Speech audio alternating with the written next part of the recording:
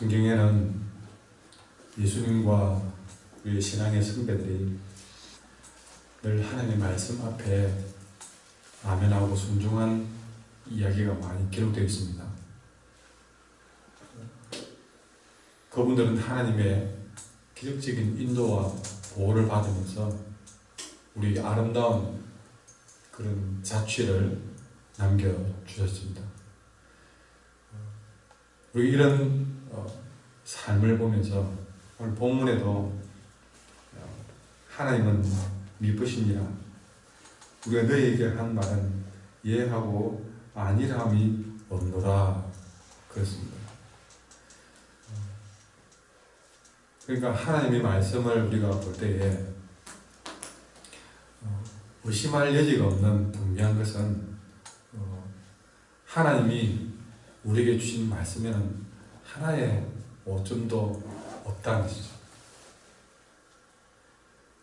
때로는 하나님의 말씀이 그 순간에 이해가 안 되는 일이 있어서 금방 안 받아들이는 것이 있다 할지라도 언젠가는 때가 되면 내가 이해하지 못하고 믿지 못했던 부분도 다 그 모든 부분에서 결국에는 예라고 할 수밖에 없는 그런 말씀들이 우리 주신 하나님의 말씀들입니다. 항상 우리에게는 하나님의 말씀은 우리에게 예하고 아니라함이 없는 그런 말씀들인 줄 믿습니다. 그렇다면 우리가 항상 하나님 앞에서 우리가 해야 될 말은 예, 아멘, 그 외에는 다른 것이 있을 수가 없다는 사실이죠.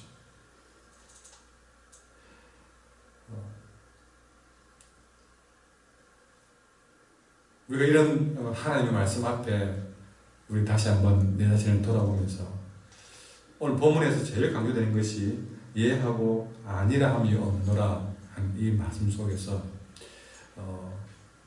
사람과 사람 간에야 예해야 될 것도 있고 아니라 할 것도 있지만 하나님 앞에서 말씀 앞에서 예하고 아멘하는 삶, 이것을 우리는 다시 한번 우리가 그렇게 살기를 원한다는 하나님 뜻을 깨닫고 예와 아멘의 삶이 되기를 간절히 소망합니다. 자, 그렇다 우리가 하나님께 성도로서 예, 아멘 하며 사는 것은 어떤 삶입니까? 여러분, 다르게 말하면 하나님께 순종하는 삶을 말합니다. 말씀 앞에 순종하는 삶을 말합니다. 하나님께서 말씀을 통해서 안목의 집사야, 너 그거 갈 수 있겠니?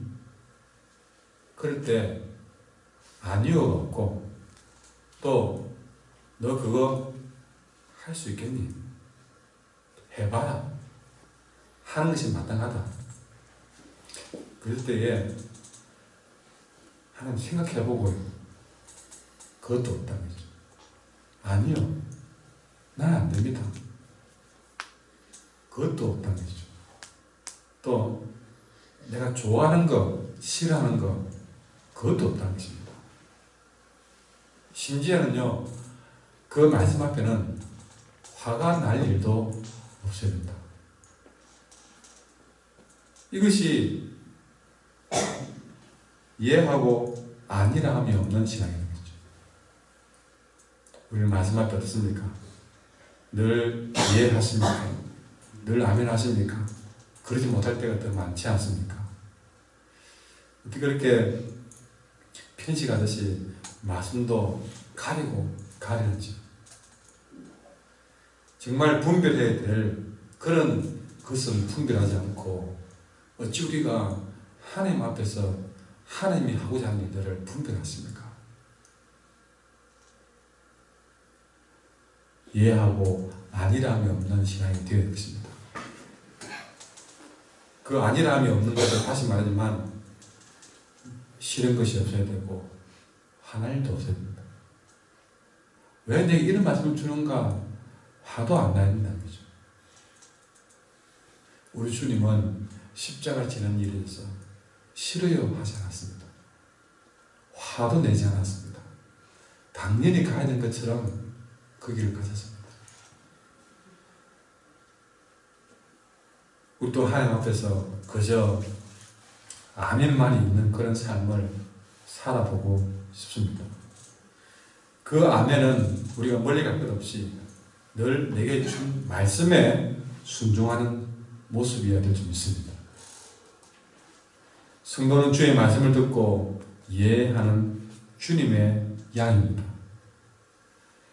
요한복음 10장에 보니까 목자는 자기 양의 소리를 알고 또 양은 자기 목자의 음성을 안다고 했습니다.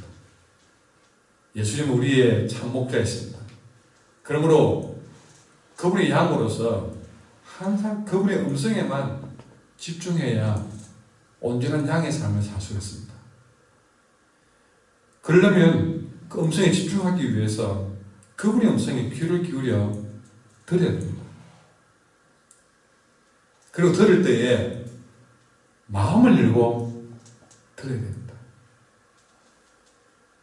그리고 더 나아가서 말씀을 듣기 전부터 양들은 그 목자 되신 예수님의 음성에 순종하려는 자세로 들어야 됩니다. 들어보고 순종할 건가 안 할 건가를 그렇게 마음을 잡고 말씀을 듣는 것이 아니라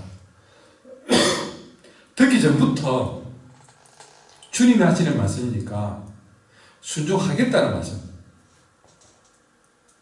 어떤 말씀이든 순종하겠다는 말씀, 그런 마음 자세, 그런 자세로 들어야 되는 거죠.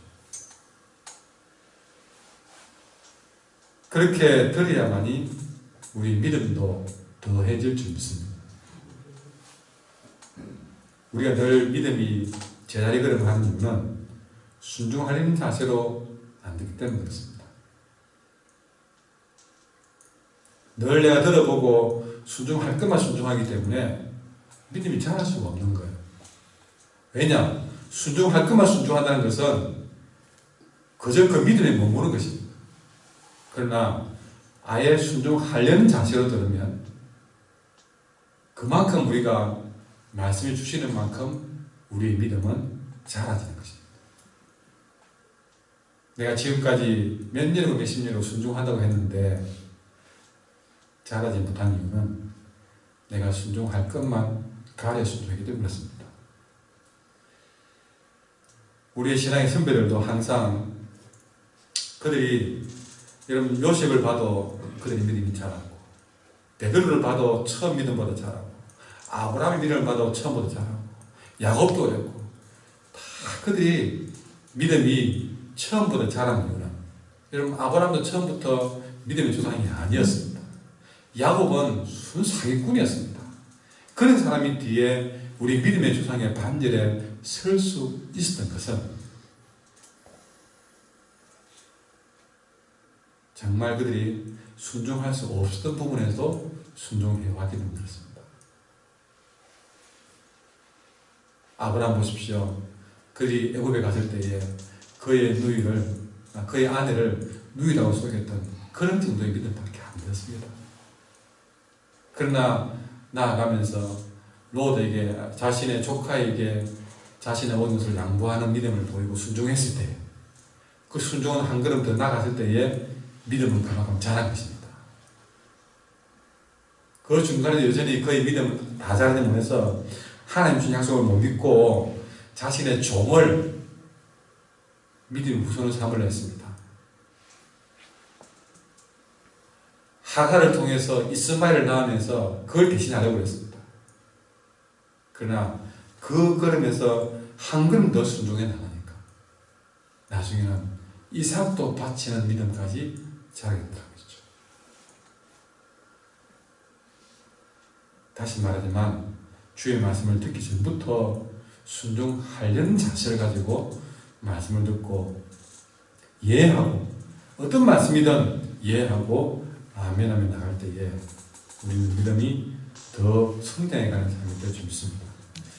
그리고 우리는 아멘하기 이전에 분별해서 들어야 될 말씀들이 있다는 것을 아셔야 됩니다. 우리의 귀에 들리는 소리가 다 주님의 음성만 들리면 우리는 다 아멘하면 들어야 되겠죠.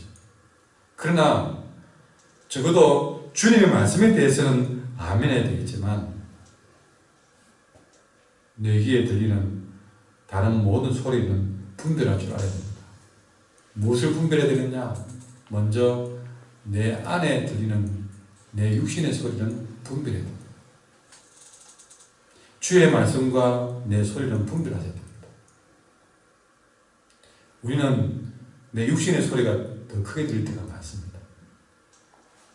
오늘 새벽에도 여러분이 눈을 떠야 될 순간에 오늘은 좀 더 잤으면 좋겠다. 육신의 소리 들립니다. 그것이 크게 들리는 순간에는 푹 자버리죠. 근데 그런 일들이 살아가는 과정에 얼마나 많은지 모릅니다. 내 육신의 소리가 크게 들립니다. 육신의 소리는 분별하셔서 여러분 주님의 소리보다 크게 들리지 않도록 다스려야 됩니다. 그리고 이런 소리만 있는 것이 아닙니다. 세상에는 우리의 귀에 악한 영의 사탄의 소리가 났습니다. 양의 탈을 쓴 이단의 무리들이 우리 가까이 와 있습니다. 그래서 교회도 신천지 아웃 붙여놓고 그런 분별할 수 있도록 그렇게 우리 주변에 신천지도 있고 여호와의 증인도 있고 하나님의 교회도 있고 또 그거 아니더라도 수많은 것들이 있습니다. 여러분 한 번씩 가다가 저한테 그분도 목사님인데 그래요. 여러분 그랬잖아요. 우리 교회도 우리 교회 어제 다시 다니고 있으면서 그저 그 사람도 목사님이라고 심지어는 그 사람도 고신 출신이라고 그래가면서 자기 집에다가 그 목사를 청해서 교인들을 불러서 집회한답시고 집회를 하고 거기서 헌금도 하고 안수도 하고 심지어는 우리 교회 새벽 시간에 맞추어서 같은 시간에 모이면서 그렇게 하는 일이 있지 않습니까? 여러분 악한 영이 나는 악한 영이요 하고 오는 사람이 어디 있겠습니까? 바보가 아니죠. 똑같이 비슷한 탈을 쓰고 구별이 안 될 만큼 그렇게 해서 세상에 버젓이 우리의 영을 흔들고 있습니다. 독질하고 있습니다. 그것이 분별이 안 되어서 거기에 몰려가고 그 소리를 따르고 거기에 아멘하고 여러분 참으로 우리는 이런 소리를 정말 경계하고 분별하셔야 됩니다.